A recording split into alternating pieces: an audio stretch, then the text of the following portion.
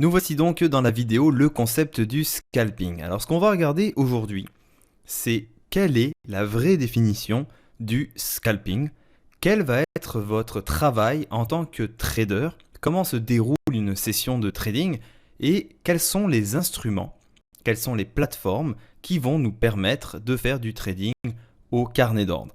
Également, qu'est-ce que le carnet d'ordre et quelles sont les informations qu'actuellement nous pouvons voir à l'écran. Alors, quand on regarde sur Internet, quand on est débutant et qu'on voit day trading, swing trading, scalping, c'est sûr que pour la plupart des gens, ça va être mélangeant du fait qu'il y a énormément d'informations sur Internet.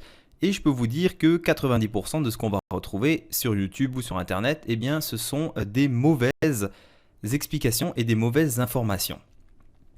Alors, le scalping dans le trading, c'est de profiter des petites variations du marché pour pouvoir faire du profit. Et donc, quand on fait un trade dans le scalping, on va garder une position de quelques secondes à quelques minutes. Le swing trading, on va prendre une position le matin et on va la déboucler plus tard le soir ou alors sur plusieurs jours. Donc, le day trading, ça va être prendre des positions le matin et les déboucler avant la fin de la session. Le scalping, ce que ça nous permet de faire, c'est de prendre plusieurs positions dans le marché. Quand on regarde ici par exemple au niveau du graphique, pour donner un exemple, eh bien on aurait pris une position ici sur la montée, on serait sorti sur ces niveaux-là, on aurait repris une nouvelle position longue pour profiter de la montée et dans cette zone-là, eh bien on serait débarrasser notre position longue et on aurait initié une position short. Donc c'est vraiment très imagé, mais c'est pour vous faire comprendre que le concept du scalping, eh bien on va aller jouer tous les mouvements, enfin pas tous les mouvements, mais la majorité des mouvements clairs. Et ces mouvements, on va être en mesure de les identifier grâce au carnet d'ordre. Alors le carnet d'ordre, ce sont tous les chiffres ici qui bougent de partout. C'est ce qu'on appelle le carnet d'ordre. Ça nous permet, contrairement au graphique, de voir les intentions d'achat, les intentions de vente et ici au milieu, les transactions qui ont réellement été effectuées. Alors, quand on fait du scalping avec de l'analyse technique, donc on voit beaucoup sur Internet les gens qui aiment faire du scalping avec de l'analyse technique, eh bien, ils vont manquer énormément d'informations. Parce que pour que le marché ici, pour que les bougies ici montent ou descendent, eh bien ce n'est pas les bougies précédentes qui vont influencer la direction du marché, mais ce sont les ordres d'achat et les ordres de vente, ainsi que les transactions qui sont réellement effectuées. Et ça, il faut bien le comprendre. Ce qui fait bouger le marché à la hausse ou à la baisse, c'est le volume des transactions. Et le volume des transactions, vous le voyez uniquement dans le carnet d'ordre. Donc, l'analyse technique, eh bien, la plupart du temps, les gens vont vous dire, bon, bah écoutez, c'est simple, voici un niveau. Si ça casse ce niveau-là, si la bougie casse ce niveau-là, eh bien, je vais rentrer en position. D'accord ? Dans la partie théorique, on le comprend, mais dans la partie pratique, sur ces moments, eh bien, vous n'avez, avec les bougies, aucun outil performant pour vous dire si le marché va casser ou non. Et quand on fait de l'analyse technique, eh bien, on va vous dire, bon, bah, vous tracez vos lignes, donc des fois ça ressemble complètement à n'importe quoi, et vous allez dire, ben, vous placez votre stop à tel niveau et votre take profit à tel niveau. Pourtant, vous allez risquer énormément en plaçant un stop basé sur un point technique qui ont été créés par des lignes que vous avez mis dans le marché. Parce que quand le marché a évolué dans cette zone-là, le contexte du marché est complètement différent de celui-ci. Et donc, le carnet d'ordre vous permet de voir en temps réel s'il y a des gros traders, des grandes banques, des gros fonds d'investissement qui sont en train de balancer des millions dans le marché. Et c'est ces gros traders, c'est ces grosses mains qui vont créer du volume et le volume va donner une direction au marché. C'est nullement les bougies ici qui vont décider de la direction du marché. Basez-vous bien sur quelque chose. Imaginez-vous une réunion de chez Goldman Sachs ou chez des gros fonds d'investissement ou des très gros traders. Et ils vont commencer à se dire, écoutez, si aujourd'hui on a une cassure de telle bougie et que vous avez le Fibonacci avec les moyennes mobiles qui se croisent, alors on va initier une position de 400 millions de dollars dans le marché. On s'entend que c'est complètement ridicule. L'analyse technique, effectivement, elle va vous être utile si vous faites du trading long terme. Elle va vous aider à comprendre le mouvement du prix du marché dans le passé, mais vous allez devoir faire de l'analyse fondamentale et comprendre pourquoi dans le passé il y a eu ces mouvements-là. Le carnet d'ordre, quand on trade uniquement avec les carnets d'ordre, de toute façon, on ne se sert jamais des graphiques pour trader. La seule fois où est-ce que vous allez me voir utiliser des graphiques, ça va être quand on va faire la préparation de la session. Donc quand on va préparer sa session de trading, effectivement, on va ouvrir les graphiques juste pour se rappeler à peu près qu'est-ce qui s'était passé dans la session. Donc on va juste se rappeler quels étaient les niveaux de prix. Mais on ne va pas être en mesure de savoir si, par exemple sur cette bougie-là, il y a eu une énorme bataille. Donc il y a eu beaucoup de traders qui ont fait beaucoup de volume et la bataille a été dure. Ça, on ne va pas être en mesure de s'en rappeler. Donc le carnet d'ordre, ça vous permet de voir en temps réel ce qui se passe. Donc le carnet, vous êtes en réaction à ce qui est en train de se passer dans l'instant T. Et sur les graphiques, si vous tradez avec des graphiques, vous allez essayer de deviner l'avenir, deviner ce qui va se passer, en se basant sur des bougies sur lesquelles vous avez énormément d'informations qui vous manquent et surtout, vous êtes basé sur des choses qui se sont déjà passées et sur lesquelles vous ne pouvez pas comprendre le contexte de la chose. Alors, les carnets d'ordre, on va regarder ensemble comment ça fonctionne. Donc, peut-être que la plupart de vous connaissent déjà et savent déjà à quoi ça ressemble un carnet d'ordre, mais pour ceux qui ne savent pas, on va faire un tour rapide. Alors, ce que vous avez ici en bleu, ce sont le bid, donc les intentions d'achat. En rouge, nous avons ce que l'on appelle le ask, ce sont les intentions de vente. Donc c'est le nombre de traders qui décident de placer des ordres dans le marché pour initier une position short. Et dans le bid ici, ce sont le nombre de traders qui veulent initier une position longue. Ce que vous avez là, c'est la colonne du prix. À côté, c'est ce qu'on appelle le volume profile. Donc le volume profile, ça va vous servir à garder en mémoire le nombre de transactions qui a été réellement effectué depuis le début de la session. Et donc, quand on parle de support et de résistance, eh bien, ce n'est pas avec des lignes d'analyse technique qu'on va les repérer, mais ça va être grâce au volume profile. Parce que le volume profile va vous donner les zones où réellement il y a eu de la bataille et ce sont les réelles résistances et les réels supports par rapport au volume de transactions qui s'est passé dans le marché. Au milieu, c'est ce qu'on appelle le tape, le inside print. Donc ça va vous montrer le nombre de contrats, le nombre de transactions qui en ce moment sont réellement effectuées, soit au prix des acheteurs, soit au prix des vendeurs quand c'est en rouge. Et donc, votre boulot en tant que trader au carnet d'ordre, ça va être d'analyser l'offre et la demande et de voir les transactions qui sont réellement effectuées. Donc c'est avec ces deux informations qu'on va être en mesure de remarquer les manipulations dans le carnet et qu'on va être en mesure de prendre des décisions de trading.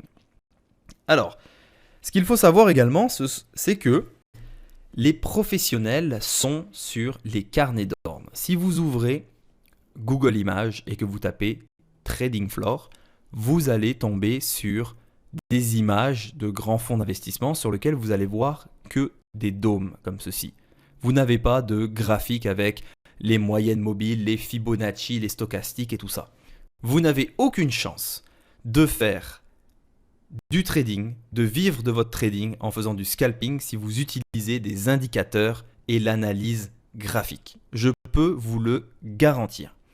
Tout au long de cette formation, on va regarder comment trader uniquement avec les carnets d'ordre. Et vous allez voir que ça va prendre du temps. Mais vous allez voir que, fur et à mesure, vous allez être en mesure, rien qu'en regardant le mouvement dans les carnets d'ordre, vous allez être en mesure de vous faire le graphique dans votre tête.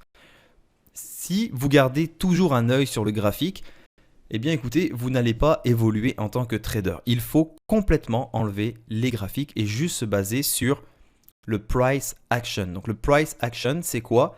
C'est le nombre de transactions qui sont en train d'être exécutées, comment réagissent les bids, comment réagissent les asks et voir le mouvement du marché.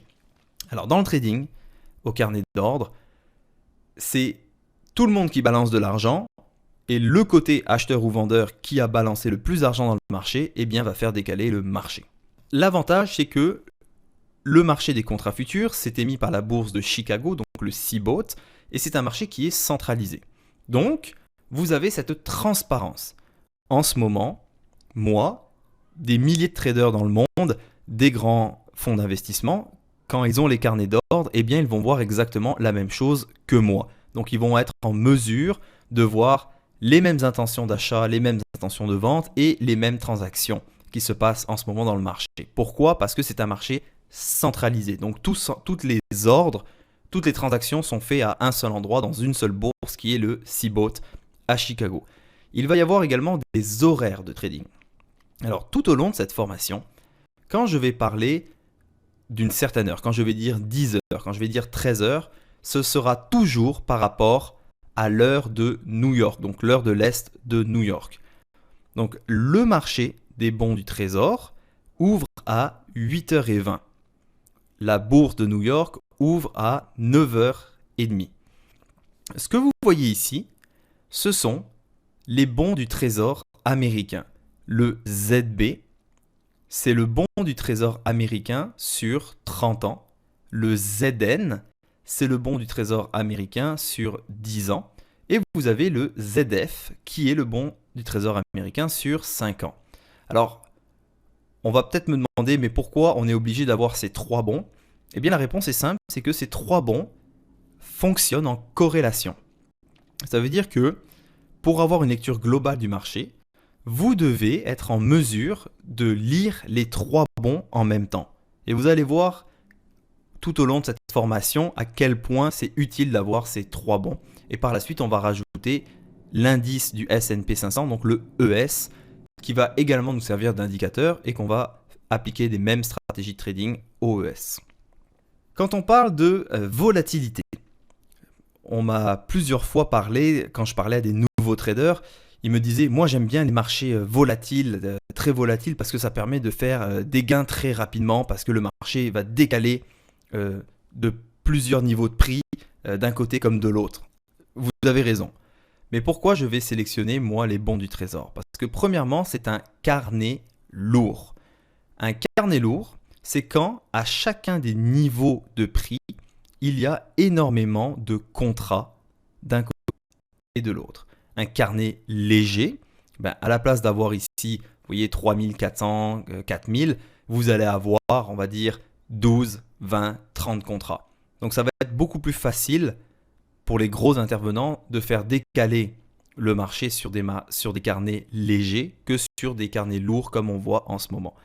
L'avantage des bons du Trésor, c'est que ça va vous permettre de limiter votre risque au minimum.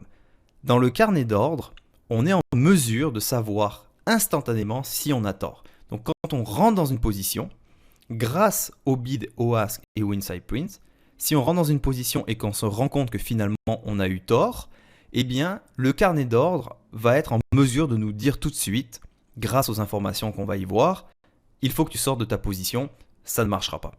Tandis que si vous êtes basé sur l'analyse technique, eh bien on va toujours vous dire de mettre un stop à un certain niveau. Donc tant que le marché va décaler vers votre stop, vous dites mon stop est à ce niveau-là, donc je vais attendre que mon stop soit touché. Dans les carnets d'ordre, quand vous tradez, vous ne devez jamais attendre que votre stop soit touché. Vous allez le voir tout de suite s'il y a un problème. Donc c'est un des avantages. Également, grâce au carnet d'ordre, vous allez être en mesure de savoir exactement quand le marché va se retourner. Donc vous allez voir, il y a une vidéo qui parle de l'absorption et du backticking sur lequel je vais vous montrer des trades que j'ai pris en réel sur lequel je suis sorti exactement quand le marché se retournait. Et il n'y a rien de magique là-dedans.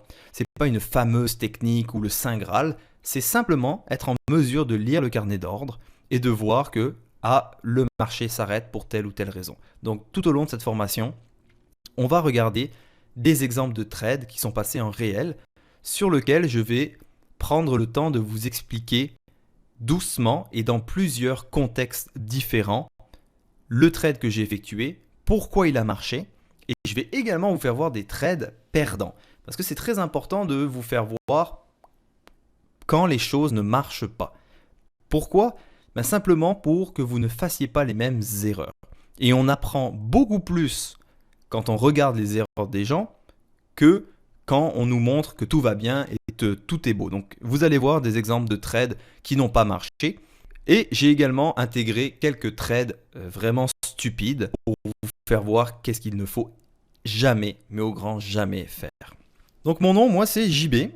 Et ça fait maintenant plus de 10 ans que je suis dans le trading. Je me suis spécialisé depuis 6 ans, un peu plus de 6 ans maintenant, dans les carnets d'ordre. Donc je trade absolument plus avec aucun graphique. Je me base uniquement sur le price action.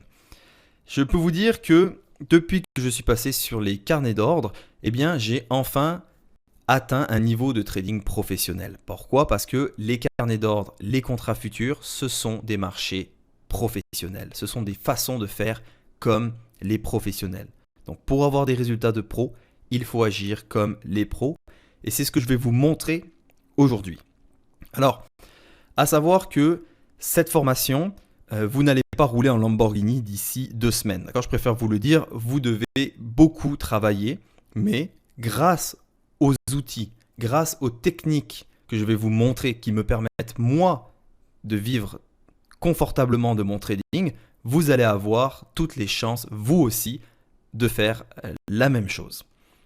Donc, le concept du trading, ça va être votre boulot en tant que trader, c'est d'analyser le bid, le ask et de prendre des positions dans le marché. Là, on est en simulation. Vous voyez, quand c'est rose, c'est en simulation. Et quand c'est écrit account sim, vous voyez que ce n'est pas de la vraie argent, c'est la simulation. Donc, votre but en tant que trader, c'est d'analyser ce qui se passe au niveau du volume profile, au niveau du ask, du bid et du inside print. Et à ce moment-là, prendre des décisions de trading. De vous dire, ok, le marché s'arrête sur ce point-là. Il a essayé de casser son plus haut. Eh bien, on voit que maintenant, il n'arrive pas à aller plus bas. On va essayer de reprendre une position longue pour essayer d'aller retester les plus hauts et pourquoi pas faire un breakout. Si vous n'avez absolument rien compris de ce que je vous ai dit, c'est pas grave du tout. Vous allez voir que je vous explique toutes les stratégies et tous les mots que j'ai employés en ce moment dans le reste de la formation. Le scalping, ça va vous permettre de prendre plusieurs positions dans la journée. Et l'avantage, c'est que si vous avez tort, vous êtes en mesure de le savoir tout de suite et vous êtes en mesure de quitter votre position.